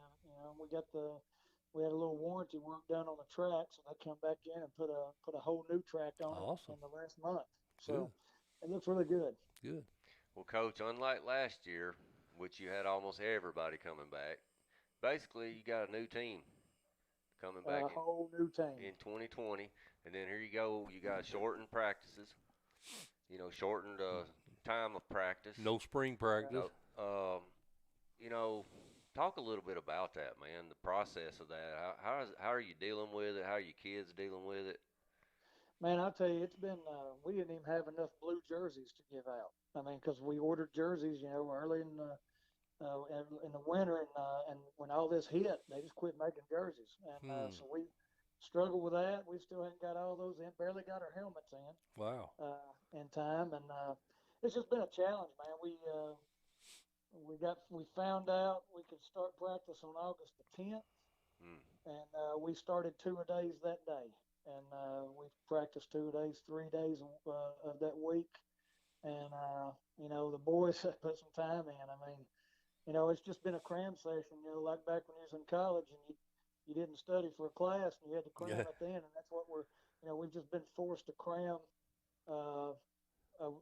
what would have taken 3 to 4 weeks into a condensed window of basically a week and a half. So, it's just been tough, especially with all new group, and they're working really hard, Right. But, it's just they're going to get better as the year goes on. And, right. So we told them they're going to make mistakes tomorrow night. That's just all there is to it. Not have enough time. And but the team that makes the fewest mistakes will be the one that wins. Well, I mean, you mentioned it. You got McKenzie coming to town tomorrow night, and Lee and I had Coach Comer's team is a sleeper in Class 2A. We think. They're going to be really good this year. And, not having the opportunity to see any scrimmage footage or anything, do you basically just build your game plan off of film from last year? Is that what you guys have done? Yeah, I should have took a drone over there and flew over. I felt like that was a little unsportsmanlike. But yeah, we basically go off of what, Hey, I bet that's been done. I bet that's been done this season. Yeah, I tell you it has. But, we basically kind of go over what they've done in the past. And, they've got a really, really talented group of guys. And according to some of the coaches in that region they're in, they're the most talented group in there. Yeah. And so really good sophomore class. They've got some good seniors. And it's going to be they're a strong team. And, it's going to be a heck of a test. But the best thing about it for me is it's going to give us a chance to see what these guys, because a lot of these guys, most of the guys we have really haven't got any snaps. I mean, they got some snaps, and none of these guys are on the field except for two, maybe three, will have had snaps past the second round of the state playoffs last year. And most of the time they were getting snaps because we had a huge senior class. Right. They were getting snaps with a running clock, and that means like a possession maybe. Mm-hmm. And so it's going to be a learning experience, and I keep telling you, it's a marathon. It's Right. not a sprint, and we just want to get better every week, and that's what we're going to do. We're going to strive to. We need film to see what we're doing wrong, and we need film to see what we're doing right. Right. Well, obviously, Coach, McKenzie's coming in, and you got this Eli Serber, the quarterback for them, had a solid season last year. Right. I think he's going to be a test for your defense. As you alluded to, they're talking. I think probably the key would be to just try to keep it simple and keep it fast-paced, but keep it simple so your kids don't have to think as much. Is that kind of what you're going for this first night out, or? Absolutely. I mean, that's one. We'll actually. I'll tell you. We'll have at least 4 freshmen that see a lot of playing time. Right. And that doesn't happen here very often. I think I've played one freshman since I've been here. Wow. So we'll have 4 freshmen that'll play tomorrow night, and they'll fight. I mean, they're gonna get after it. Right. But you're exactly right. It's kind of where you're going to limit. You're going to make things simple, limit turnovers. Correct. And make it where you can play fast, where your linemen aren't having to think a whole lot because they're not any reps. And if you try to get fancy, you'll fancy yourself into getting beat. And that's you got to play simple. You got to play fast, and it's like we tell the boys. People's been trying to defend off tackle for over 100 years. And if you do it right, it's hard to defend. So, we're gonna try to play our style of football. We're not gonna play it any different. We try not to do too much. We don't want to do too much because it's too early. Right. Maybe next week we can build on some stuff, and the week after that. But right now, we're gonna try to do a few things correctly. We're joined by Huntington head coach Eric Swenson here on the Friday main event. Coach, you lost one of the all-time best Chargers ever in Hunter Inslee to graduation. Will senior Grant Bartholomew, will he be the guy behind center for you guys tomorrow night? But part of the time it'll be Grant, and part of the time it'll be Blake Bradley, who is Hunter's cousin. Okay. And both of those guys will play out of our single wing. Both those guys will play the quarterback position. And, we don't have a whole lot of depth back there. We just don't have a lot of depth, and so we've got to stay healthy back in the backfield. Right. They'll both get reps back there, and both of them have they've both had a good week and a half of practice. They've worked hard in the weight room and that's probably hurt us as much as anything is the fact that we couldn't get in the weight room. Yeah. Right. When we shut down here, we totally shut down, and there was no football going on, period. And so, that's kind of hurt us a little bit, but we're trying to make up ground on that. And but yeah, those two right there both see snaps. Well, Coach, also, what about your junior there, Aiden Hutherson? You expect him to be a pretty big contributor early on. Yeah, he's going to have to carry the ball. He's not a very big kid, but he runs with a lot of grit and determination. Right. And generally, he doesn't tend to fumble. Knock on wood. He's a dependable ball carrier. He's a smart young man, and he just needs playing time. He's just like the rest of them. Right. He needs playing time, and he's gonna get plenty of it. Well, I mean, both sides of the ball. Well, that's kind of what I was fixing to ask you about. You're going to have, you lost most of your weapons on the offense, but you got a lot of new faces on the defense side of the ball. I mean, essentially, like we said to start with, you've got a new team out there. Who are some of the kids that you're going to need to step up on the defensive side of the ball if you guys are going to have a shot tomorrow night? Well, right now we've only got 2 returners on that side. We have 1 on offense and 2 on defense. Wow. So we got of course, Blake Bradley started at safety last year. He's back. He's got to play big. He's got to get everybody lined up in secondary. He's got to make the right calls. We've got Cade Wood, who plays linebacker, who started last year, and he's not a great big young man, but he's a very intelligent, plays with a lot of grit. He's got to have a really good game. He's got good speed, and then we've got some other guys like Blake Reeves, who he's about 6'2", 6'3", defensive end. That's going to be a junior, and he's got a ton of potential. Mm-hmm. Luke Furr is another linebacker we've got to have play big. And we've got a plethora of defensive linemen, and a couple of them are freshmen, wow. that are going to have to step in and play. And we've got, defensive lineman named Christian Miles. He'll go both ways. Almost everybody. Normally we can we can two-platoon our line, but this year it's pretty much going to be, you're going to turn around. Iron Man football, huh? It's back like in the 80s, man. Yeah. 70s and 80s. So, part of that, this early in the year like this is tough. Right. But as the year goes on, if you can stay healthy, it gets easier. Yeah. Right. Well, Coach, we hadn't talked to you since you squared up with Lake County there in the semifinals last year, and I think pretty much everybody in the state thought that your squad and Lake County were the favorites, and that's how I think it played out. Right. But this year, man, things are a lot more wide open. Yes, I mean, it's a great year to be good, I can tell you that. You've got a good football team. You've got a heck of a shot this Yeah. year. I think it's wide open over there. There's no doubt. I mean, it's going to be, once again, it's going to be staying healthy, and it's going to be, who gets better as the year goes on, and, who continues to improve as the year goes on and doesn't peak too early or whatever. But like you said, it's wide open over here. I mean, I don't know who would be the favorite on this side, as far as West Tennessee. Right. I don't know who would represent, and I've heard good things about West Carroll. That's the team I'm hearing, yeah. Yeah.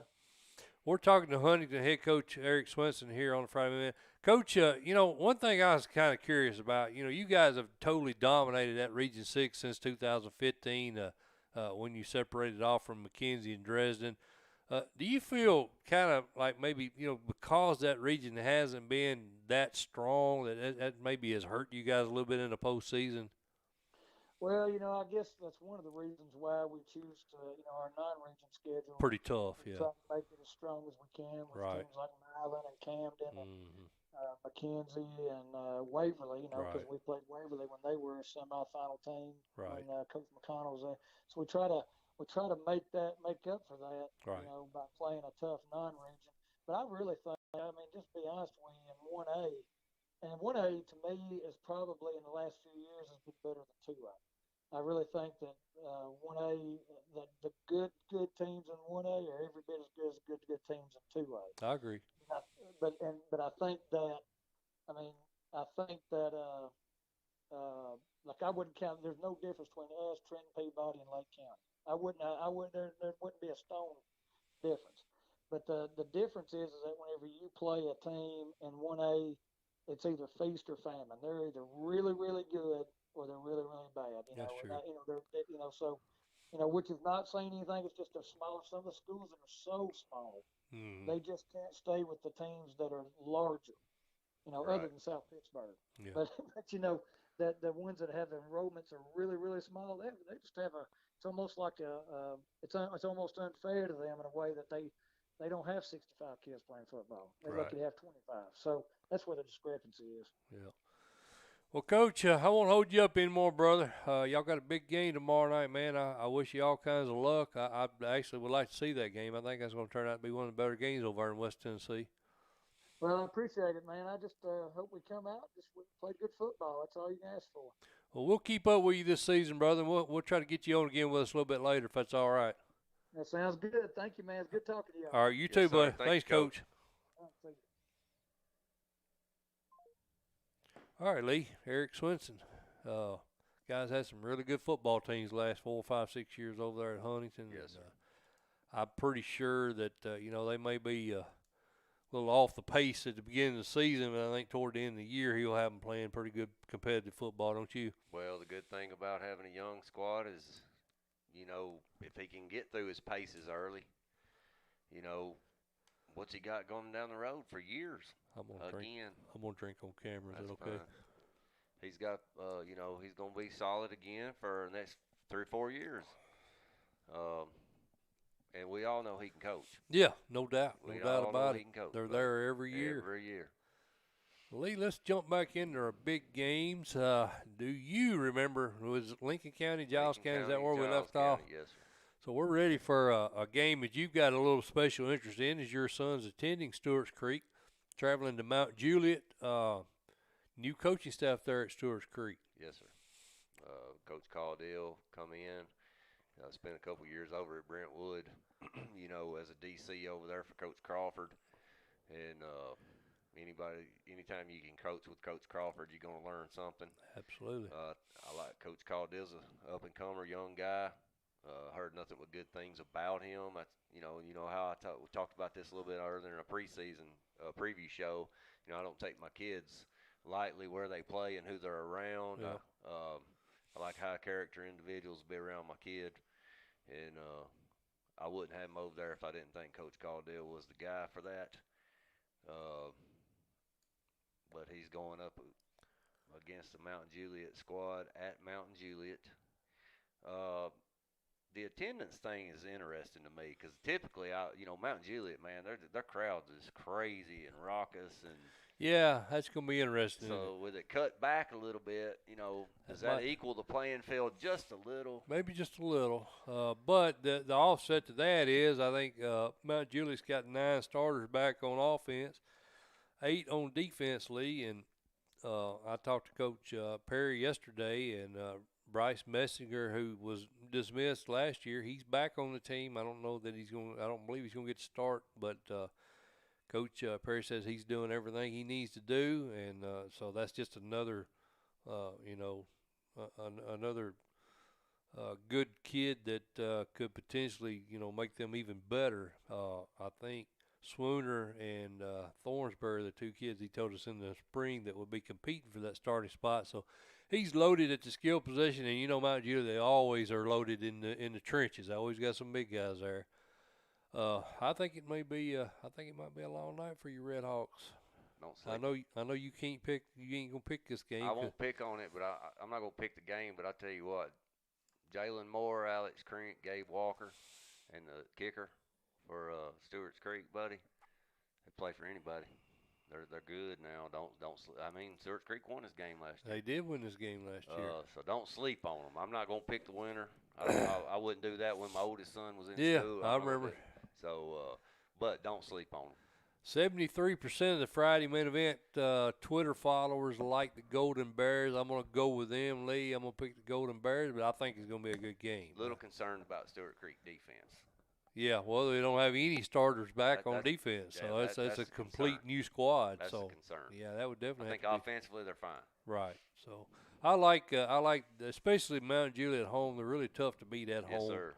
That's one, like you said, that's typically one of the better home field advantages. It may not be so much with the COVID stuff going on, but still a tough place to go pick a win up. South Pittsburgh, Lee travels to Sequatchie County.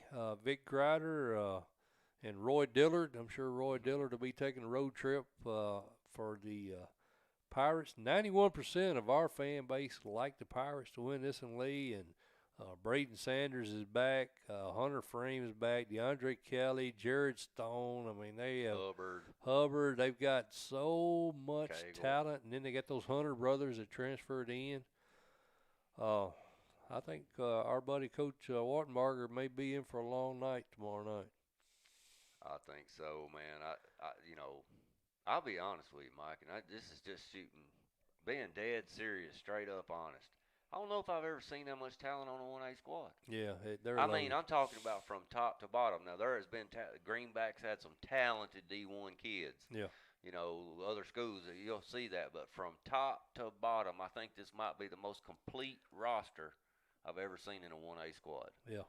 And they've got a big roster, too, for a 1A school. 60-something kids. They got 65 kids out there. I think so. That's a big 1A roster right there. It may be the most complete top to bottom. I agree. They were our preseason pick to win the state title in 1A, and I've not seen anything that's going to make me change my mind He's on got that. a tough schedule. He does have a tough schedule. Like I say, Wattenbarger was 6-5 last year. He's 14-9 in his 2 years there, taking over for Adam Kane, who's moved on to Upperman. Mm-hmm. But Coach Wattenbarger, he's done a great job there. But I think he's going to have his hands full tomorrow night. I think this may be could be ugly, Lee. I mean, I don't know. It's first game of the season, Yeah. and minimal practice, and obviously no scrimmages. But I think this game right here, you may see a quick clock. What do you think about that? I don't know. Just depends. You don't think it's going to be well, that bad? I think Coach Wattenberger is going to do kind of what Coach Swenson talked about there when we were interviewed. Keep it simple. Keep it simple. Keep the clock running. Shorten the game. Don't make any turnovers. But I mean, like I said, odds on, I like South Pitt. Franklin County travels to Coffee County. New head coach Justin Cunningham. The Franklin County Rebels, they did maintain their Rebel standing. They keeping their name. I think Franklin is now the Admirals. Did you see that? Yes, sir. So Franklin County still the Rebels. Justin Cunningham at the helm. 5 starters back on offense, 3 on defense, led by Big Dakota Wagner. Franklin County won this game 42-20 last year, Lee. What do you think happens? I think it's even worse this year. Worse? Yes, sir. I think Franklin County walks. I mean, drills them, huh? I think so, man. Coach Cunningham, he's been at Rockville with Coach Rice, Smyrna with Coach Williams, Springfield. He's a Franklin County alumnus. He wants to get a win, first game out of the gate. Oh yeah, it's a big game for him. And man, when you got Dakota Wagner at 6'3", 225, a tailback, feed him the ball. And then you got sophomore Holman, Nazaya, then sophomore Holman, Nashawn. Yeah. And Keandre Johnson at quarterback, sophomore. I mean, just hand Wagner the ball when they come up in there. Taj Taylor's a great player for them. Right. And then when they come up, chunk it deep. I mean, it's a simple game plan. Matthew Pittman returns at quarterback, along with Marshall Haney at running back. A couple of seniors that Coffee County is going to be relying on this year. But I agree with you, Lee. I think Franklin County is a sleeper to get a playoff spot in Region 5. What do you think they got a shot at? I mean, Region 5 is tough with Page, Shelbyville, and obviously Summit. And then we had Columbia as a sleeper. But Franklin County could compete with, I think, Columbia for that 4 spot. I think it depends on how Johnson matures at the quarterback spot. Yeah, that's a good point. I think it does. I'm going to go with you. I like Franklin County in this game. Siegel and Franklin Lee, we just talked about it, the Franklin Admirals. I wonder if they've got the new uniforms and helmets and stuff. I doubt it. I'd probably just strip everything off of them. That's you're probably right. Donnie Webb's club, they've got Fisher Anderson back at tackle. He's a big 6'6", 260, number 6 rated junior, according to 247 Sports League. They also got Jason Amsler at tackle as well, 6'6", 270. So you like the Admirals up front. And, of course, Siegel, they got Coach Wheeler's guy Renshaw over there now running the show. What are your thoughts on this one? I like Franklin at home. Blake Irby over there at Franklin, he's a pretty good little ball player, buddy. Yeah, I see Franklin pretty easily here. Franklin lost to Riverdale, Ravenwood, Summit, Independence, Brentwood, and Cane Ridge last year. Pretty darn hard schedule. But they did win this game 34-15 last year. I think that Franklin wins. He's senior heavy this year too, Coach Webb is. Yeah, he is. But I think I'm anxious to see what the new coaching staff does for the Stars. I mean, that's a Rutherford County team. They got a lot of talent, at that school. So I'll be interested to see what kind of changes they make. But I'm with you. I'm going with Franklin in this. And Hendersonville and Oakland.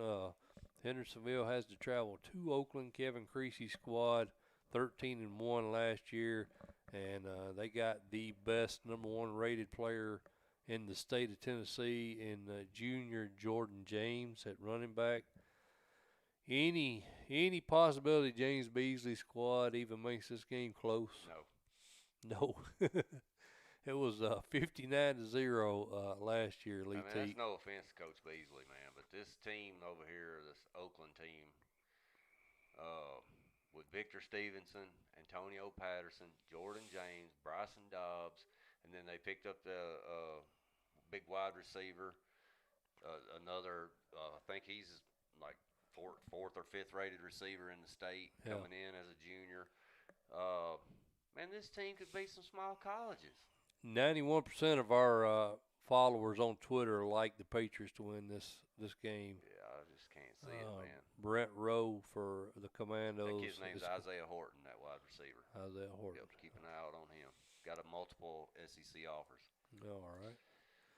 So we both like Oakland in that one. McNairy Central at Hardin County. McNairy actually won this game, a shootout last year, 45-31. Lee Teat. We're real high on the Tigers, as is our followers. 87% of the Friday main event followers on Twitter like Hardin County Tigers to win this one. What's your thoughts on this game? I'm going Hardin County as well. Rivers Hunt, super solid quarterback, protects the football, not many turnovers, and of course they got Hudson Wolf there, Tennessee commit. Yeah, I like Hardin County. I just realized I had Coach Swenson. He got a little extra FaceTime there with us. Yeah, I appreciate that. Still had him up there. Yeah, I'm with you, Hardin County all the way. I'm really anxious to see what Hudson Wolf does when he gets up there on the hill for Tennessee Vols, man. He's a heck of a ball player. Yeah. Number 5 recruit by 247, and I think he has a big game, Lee, no doubt. Dyer County and Crockett County, Lee, that's our number 14 game. Our fan base likes the Choctaws of Dyer County, 60% to win this one. Dyer County had a big year last year, run all the way to semifinals, got knocked out by Summit. They did beat Henry County in that rematch. What's your thoughts on this game? I like Dyer County. 42-7, they won this game last year, Lee. Crockett County had a big season as well. They run to the third round. Yeah, third round quarterfinals and played Haywood very close. So they got a good ball team over there. Yeah, I like Dyer County. I think Dyer County's stout, man, and they're, bunch of kids back on the defensive side of the ball, 3 on the offensive side of the ball, but I don't see any let up. I think Coach Whittle's on something over there, and I think they're going to be fine. Kevin Ward has had a really good coaching career, 134 and 57 overall. He's had a good year at Crockett County. He's 58 and 35 in 9 years at Crockett County. That's a good ball team, Lee. Don't sleep on the Cavaliers. I think they're going to be tough this year. I'm gonna go with you. I like Dyer County, but I think this game's gonna be a whole lot closer than that 42-7. Yes, sir, absolutely. Win last look year. At their win-loss record last year. Crockett County lost to Haywood twice. Yeah, lost to Haywood twice. South Gibson, Lake County. Lake County. All them are solid squads. Yep, so. Absolutely. Yep.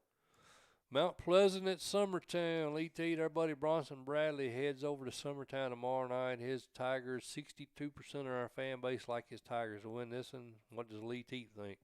I think Coach Bradley is going to get the win tomorrow night on the road. The weather's going to help him some. I think if it's raining, he runs the wing tee. They're going to keep it on the ground, and he's got a preseason All-Stater in Ethan Beasley, and I think he's just going to feed him the rock, keep it simple, and get out of there with a win. That's just what I think about it. Mount Pleasant won this game 42-14 last year.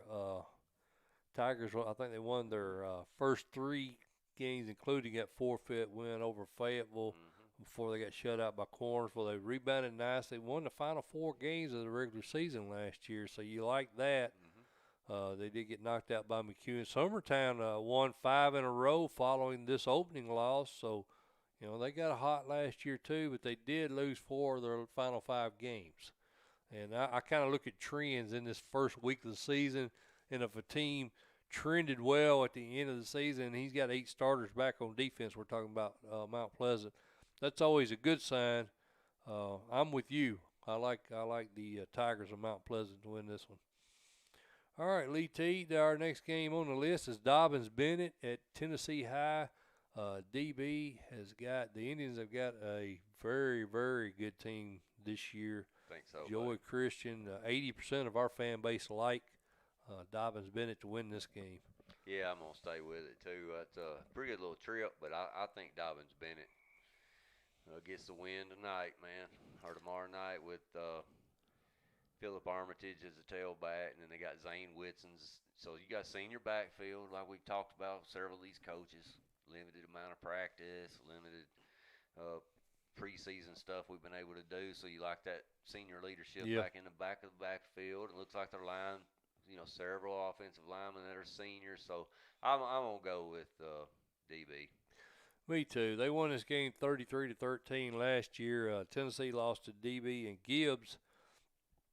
Only 2 losses they had last year, Lee. They had a really good season. They won their next 9 games after they lost this game last year. So Mike Mays is doing a really good job there at Tennessee. He's got a real deal athlete up there too, in Jaden Keller. I remember you talking about him last year. Yeah, he's a real deal.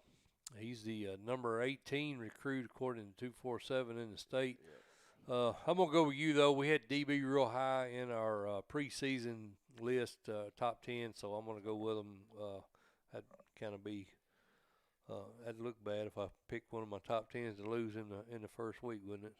Yeah, well. Huntland at Eagleville, our buddy Bob Robertson. Of course, we had Floyd Walker on with us earlier tonight. We love Coach Walker. That's the game I'm going to be at tomorrow night, Lee Teat. Both teams, a lot of starters back from last year. Mm-hmm. Colby Stewart's expected to be the man for Huntland this year, and then Marcus Collins, a returning quarterback for Eagleville. Mm-hmm. I think he's a junior this year. Floyd Walker's pretty high on him. And of course, Mclemore, he said that's his man on both sides of the ball. I didn't realize he was a state champion in wrestling. Mm-hmm. That's pretty interesting.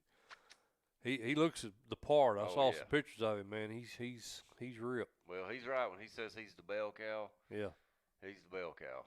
I mean, everything's gonna kind of revolve around him. It's an interesting game, Lee. 90% of our fan base likes Eagleville. That's to surprising. walk. Yeah, me too. That's surprising. I'm going to go with Eagleville because it's at home. Yeah. But I would not be surprised, dude, if this don't come down to last possession. Yeah, especially if it's raining, like you said. I wouldn't be surprised if this doesn't come down to the last possession of the game. Because Kermit's boys back at quarterback. That's right. And so, Peyton knows how to run that offense, no doubt. Anytime you got the offensive coordinator's kid running the offense, that's an advantage right there. We got several senior linemen back. You want to pull the trigger? Well, I about did. I'm gonna go with Eagleville. I like them at home. Plus, if I go over tomorrow night, Floyd Walker may run me out of there if I pick against him. So I'm gonna go with the Eagles in that one, Lee. Where are we at? Number 10. Boy, we got to step it up here, brother. We're running out of time. We got to fast pace these last ones. Oneida, Oliver Springs. I like the Indians, as does 70% of our fan base. What's your thoughts? I like Oneida, but I think it's a close ball game. Think it's a close game. Sure do. Oneida won this in 26-20 last year. Both teams minimal starters back. I think Oliver Springs got 5 on both sides of the ball. Oneida's got 3. I think it's going to be a really good game, to be honest with you. It is going to be a good game. Man, I may flip on this one. I'm considering flipping this one. I'm gonna stay with Oneida, but I think it's close. Real close. I'm gonna stay with Oneida too, because I know Tony Lambert's team. They're they're always a really good defensive team, and I think they'll score just enough points to squeak out a win here. McKenzie and Huntington, another game I'm really interested in. Eric Swenson with a totally new squad over there, and we kind of thought McKenzie might be a sleeper here. And Swenson's going to kill me, man, but I'm really leaning toward Coach Comer and those Rebels. Well, I have to. I mean, this is no knock on Coach Swenson. He just got a bunch of young kids back. Yeah. He lost half his team. He won this game 42-7 last year. Right. That doesn't matter. That's a whole different team. That's right. And I mean, like I said, I think Huntington's going to be fine. I really do. I think as the season goes, they're going to get better and better and better. Right. I just think at this point in the season, I like McKenzie. Early for first game out. Yeah. Well, having a senior quarterback, I think is going to be huge in his first week or two, because you had no spring practice. He had very limited amount of practice, and he said they had only had 10 days of practice. That's right. So I just, the fact that he's got a totally new squad, essentially. I think he had one starter back on one side, two on the other. With a whole new squad, only 10 days to prepare. I got to give the edge to the Rebels in this one. Knox Central at Cleveland, Lee. Here's another one. I know you texted me last night. Who you going to take in that Central game? And 80% of our fan base likes the defending state champ Knox Central Bobcats. Who does Lee Teat like? Not so fast. You thinking about it, ain't you? Yeah, I think I'm going to tell you something, buddy. I think Cleveland wins this ball game. I do too. I'm picking them as well. I told you to pick Central. Did you not get that text? I do. I think, obviously, Knox Central's got a bunch of talent back. Oh, yeah. A ton of talent. And Nick Craney was their defensive coordinator, which that was probably their strength. Yeah. Fortner's back. Horton's back. Defensively last year, that was probably their strength. Oh, yeah. So, they held Summit to 7 in the title game. They're going to be solid on the defensive side of the football. But I think Coach Wheeler's put together a really good staff, and I think he's got some kids that can get it done.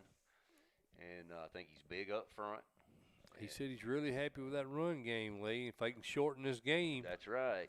That's exactly right. And it's at Cleveland. It's at Cleveland.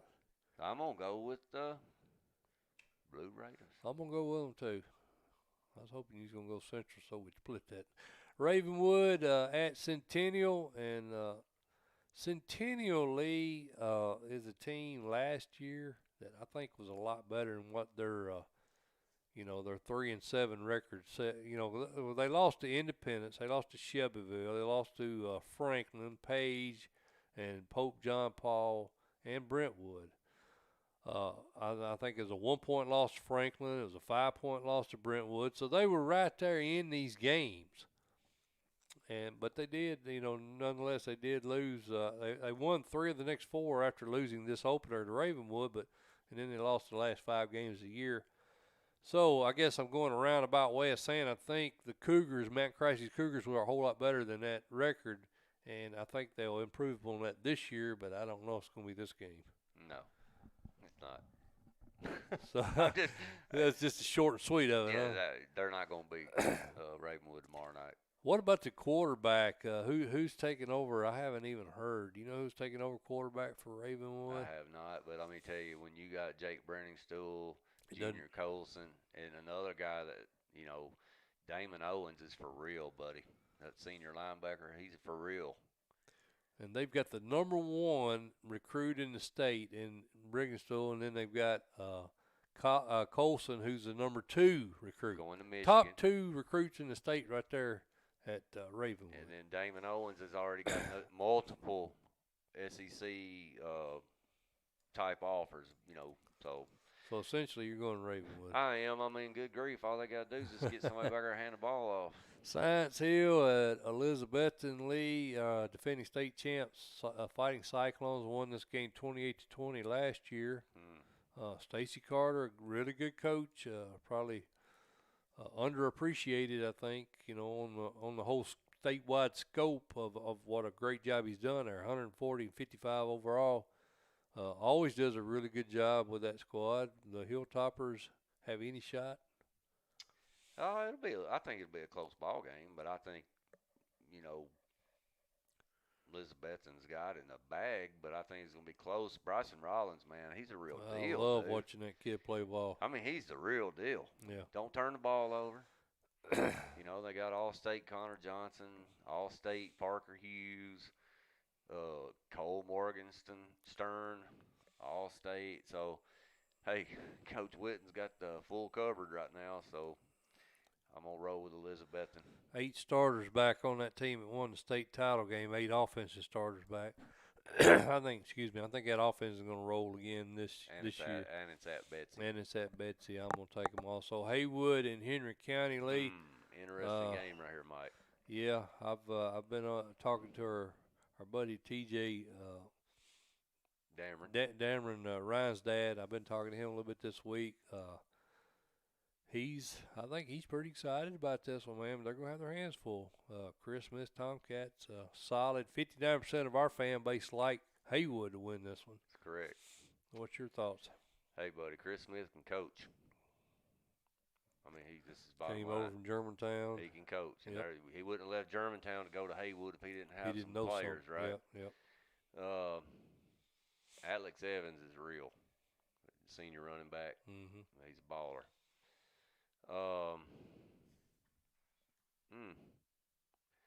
Mike, Henry County is so tough at home. You got them at home. Yeah. They're tough.